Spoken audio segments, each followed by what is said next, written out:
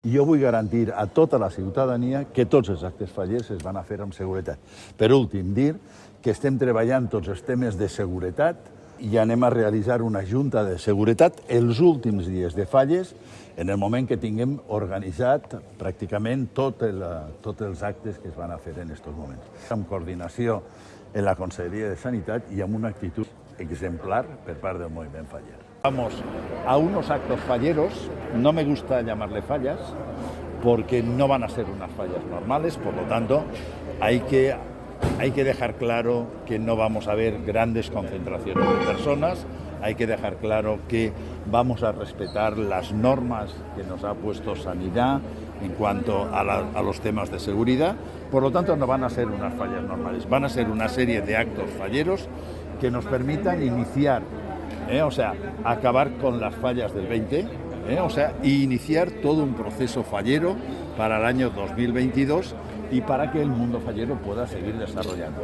Las fallas necesitan una serie de actos fundamentales, la puesta al monumento, la quema, tota la ofrenda. És un moment, jo crec que és molt important per a la ciutat, és un moment fonamental per al moviment faller, i jo vull una vegada més dir dues coses. En primer lloc, saludar i agrair l'actitud responsable, positiva de tot el moviment faller en aquest procés, des del moment en què es van suprimir les falles del 20 fins a aquests moments.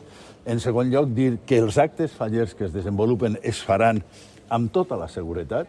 El moviment faller ha estat sempre al costat de Sanitat, està tenint els seus coordinadors de Covid per a que en qualsevol moment... No van a ser unes falles normals ni molt menys, van a ser actes fallers per a tancar aquest cicle que tots sabem que se va trencar en març de 2020. Vull remarcar que en cap casal, en cap seu festera, en cap activitat que hagi fet el món faller durant un any i mig ha hagut cap brot, perquè s'han mantingut totes les mesures sanitàries que ens obligava la Conselleria. Vull ficar-lo també en valor i en aquesta mateixa actitud anem a continuar. Com ha dit l'alcalde, tenim un coordinador, una coordinadora Covid en cada casal. El dia 28 d'agost se tornarà a fer una reunió amb Sanitat i amb els coordinadors Covid per a recordar tota la normativa que tenim i no se va fer cap acte que no s'estiga fent ja.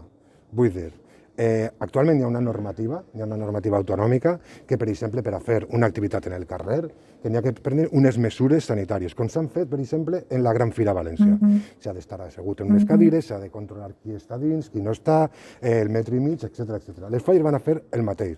L'única activitat diferent que fan les falles és la cremar, perquè al cap i a la fi plantar, com anem a començar avui, és igual que ficar un monument en el carrer i anar a visitar-lo. O sigui que totes les activitats que van a fer les comissions falleres ja s'estan fent actualment, excepte, evidentment, la cremar, que és l'acte únic i singular que defineix la nostra festa.